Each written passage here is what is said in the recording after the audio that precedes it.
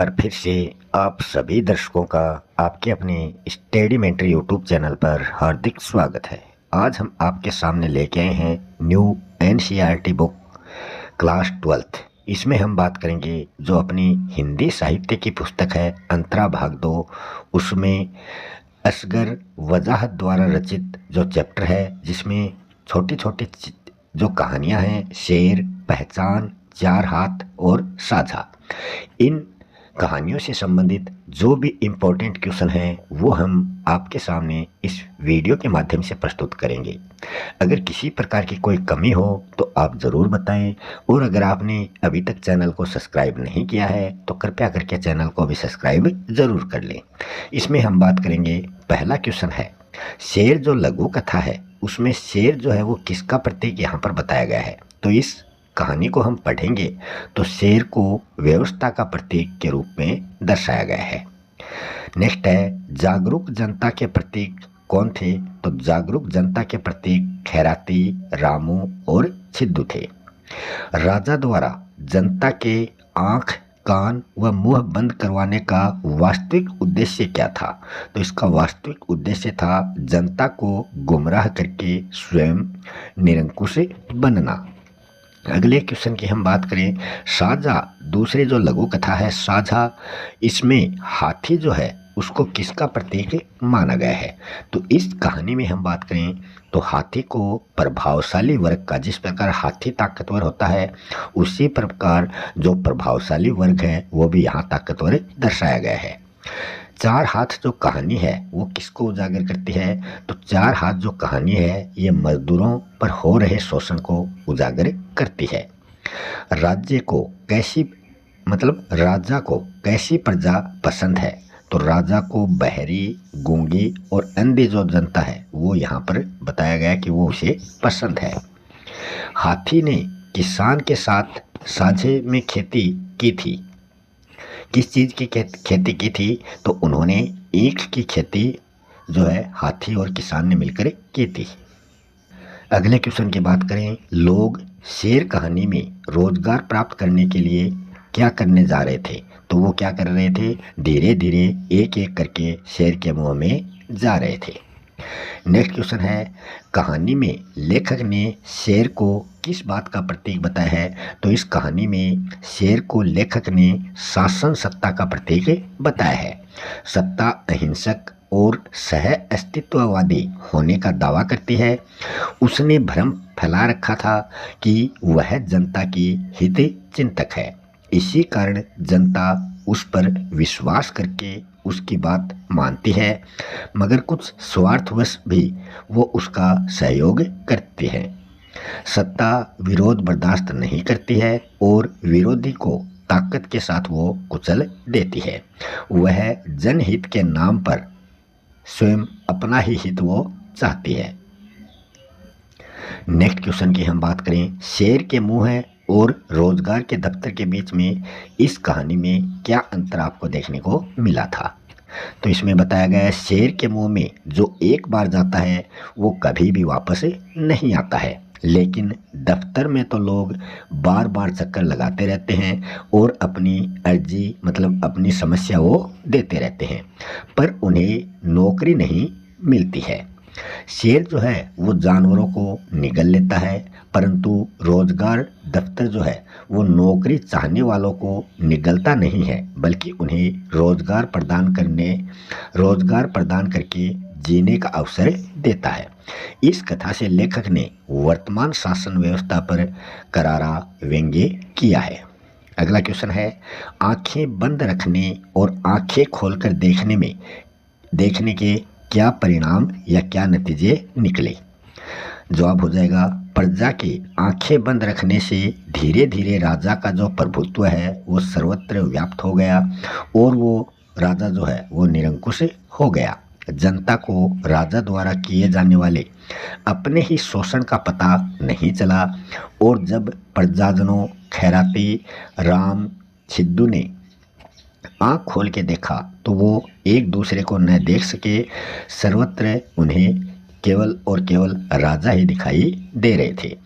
अर्थात राजा ने उत्पादन के साधनों पर धीरे धीरे अपना स्वयं का अधिकार जमा लिया और प्रजाजनों को भुलावे में रखकर ऐसा बना दिया कि अब वो एकजुट होकर उस राजा के खिलाफ खड़े होने का किसी प्रकार का कोई दुस्साहस नहीं कर सके। पूंजीपति जो हैं वो भी तो यही करता है। नेक्स्ट क्वेश्चन है, चार हाथ न लग पाने पर मिल मालिक की समझ में क्या बात आई? तो मिल मालिक की समझ में ये बात आई कि इस तरह उत्पादन जो है वो दूना नहीं किया जा सकता। मिल मालिक ने तय किया कि उत्पादन बढ़ाने और खर्च उतना ही रखने के लिए मजदूरों की संख्या तो दोगुनी कर दें और उनकी जो मजदूरी है वो आधी कर दें, ताकि उतने चार हाथ जो ये कहानी है उस आधार पर ये कार्य हो सके। उसने ऐसा ही किया और बेबस लाचार जो मजदूर हैं उनकी आधी मजदूरी करके उनसे काम करवाने लगा था। नेक्स्ट क्वेश्चन है, हाथी ने खेत की रखवाली के लिए क्या घोषणा की थी? तो हाथी ने पूरे जंगल में घूमकर डुग्गी पीट कर ये घोषणा की कि गन्ने की खेती में किसान के साथ उसका साझा है, अतः कोई भी जानवर खेत में घुसकर वहाँ किसी प्रकार का कोई नुकसान नहीं पहुँचाए, वरना अच्छा नहीं होगा। नेक्स्ट क्वेश्चन है, शेर कहानी में हमारी व्यवस्था पर जो व्यंग्य किया गया है उसे आपको स्पष्ट करना है। जवाब हो जाएगा, शेर लघु कथा में व्यवस्था का प्रतीक माना गया है। लेखक ने इसके माध्यम से हमारी जो व्यवस्था है उस पर करारा व्यंग्य किया है। झूठे प्रचार के माध्यम से शासन जनता को खुशहाली का झांसा देता है, मतलब जो शासक है वो जनता को खुशहाली का झांसा देता है। यहाँ शासन नहीं शासक होगा तथा जनता का वो कुछ भी भला नहीं चाहता है। सब कुछ शासकों की जेब में समा जाता है और लोग तरह तरह के सपने, जो लोग हैं वो तरह तरह के सपने देखते हुए समाप्त हो जाते हैं। इसमें सुविधा भोगियों पर विशेष रूप से व्यंग्य किया गया है। अगला क्वेश्चन है, इस चैप्टर का जो लेखक है असगर वजाहत, उसका साहित्यिक परिचय किस प्रकार है ये आपको बताना है। सबसे पहले हम बात करें, इनका जन्म सन 1946 को फतेहपुर जो उत्तर प्रदेश राज्य में आता है वहाँ पर इनका जन्म होता है। इनकी प्रमुख रचनाओं की बात करें तो दिल्ली पहुँचना है, स्विमिंग पूल, सब कहाँ, कुछ, आधी बानी, मैं हिंदू हूँ, ये तो इनके कहानी संग्रह हैं। फिरंगी लौट आए, इन्ना की आवाज़, वीर गति, समिधा, जिस लाहौर नई देखा तथा एकी, ये इनके प्रमुख नाटक हैं। और इनका जो नुक्कड़ नाटक है उसका नाम है सबसे सस्ता गोश्त। और इनके उपन्यासों के नाम है रात में जागने वाले, पहर दोपहर तथा सात आसमान, कैसी आगी लगाई, ये इनके प्रमुख उपन्यास है। असगर वजाहत ने गजल की कहानी वर्त चित्र का भी निर्देशन किया है तथा बूंद बूंद जो धारावाहिक है उनके लेखक के रूप में भी इन्होंने कार्य किया है। नेक्स्ट क्वेश्चन है, चार हाथ लघु कथा जो है वो शोषण पर आधारित व्यवस्था का पर्दाफाश करती है, ये बात आपको स्पष्ट करनी है। इसका जवाब हो जाएगा, असगर वजाहत की लघु कथा चार हाथ का उद्देश्य इस तथ्य को उजागर करना है कि मिल मालिक जो है वो मजदूरों का शोषण करते हैं। वे उत्पादन बढ़ाने के लिए निर्दयता की सीमाओं का भी उल्लंघन करते जाते हैं। और एक मिल मालिक ने तो सोचा कि यदि मजदूरों के चार हाथ हो जाए तो कार्य क्या हो जाएगा, दुगुना हो जाएगा। तरह तरह के उसने उपाय किए और उपाय करके उसने मजदूरों के चार हाथ लगाने का प्रयास भी किया, परंतु उसे सफलता नहीं मिली। उसने लोहे के हाथ जबरदस्ती मजदूरों के फिट करवा दिए। उसका परिणाम यही निकला कि जो मजदूर थे वो मर गए, उनकी मृत्यु हो गई। फिर उसने मजदूरी आधी करके ये कार्य किया। पूंजीपति जो है वो संवेदनहीन है, वे अधिक से अधिक लाभ कमाना चाहते हैं और मजदूरों की लाचारी का फायदा भी पूंजीपति या जो मालिक है वो उठाना चाहते हैं। नेक्स्ट क्वेश्चन है, गद्यांश की सप्रसंग व्याख्या आपको करना है। आपकी अध्याय से, आपकी पुस्तक के अध्याय से ऐसा एक गद्यांश दिया जाएगा और उस गद्यांश के आधार पर आपको सबसे पहले संदर्भ लिखना है, उस गद्यांश को ध्यान से पढ़ना है और संदर्भ में लिखना है, प्रस्तुत पंक्तियां असगर वजाहत जी की लघु कथा शेर से ली गई हैं। तो ये जो गद्यांश है ये शेर जो कहानी है उससे लिया गया है, जो हमारी पाठ्य पुस्तक अंतरा भाग 2 में संकलित है। फिर प्रसंग में आएगा, जंगल में शेर के ऑफिस के बारे में लेखक ने सुना था और शेर के पास जाने पर उसने क्या देखा, इसका वर्णन भी इस गद्यांश में हमें देखने को मिलता है। व्याख्या में आपको लिखना है, शेर का प्रचार तंत्र जो है वो बहुत ही मजबूत था।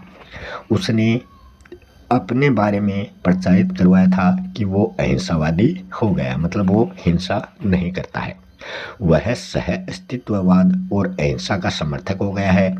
अब वो शिकार नहीं करता और उससे किसी को डरने की कोई ज़रूरत नहीं है, क्योंकि वो किसी को अब नुकसान नहीं पहुंचाएगा। लेखक विचार करने लगा कि हो सकता है कि शेर के पेट में हरी घास का मैदान, रोजगार का दफ्तर और स्वर्ग विद्यमान हो, जिसके प्रलोभन में फंसकर जंगली जानवर उसके मुंह में प्रवेश करते जा रहे हैं। इसका पता लगाने लेखक एक दिन शेर के पास जाता है। लेखक का अभिप्राय ये है कि शासन व्यवस्था अपने विषय में जो कुछ कहती है उसे सच मान लेने के अलावा जनता के पास किसी प्रकार का कोई चारा या उपाय नहीं है।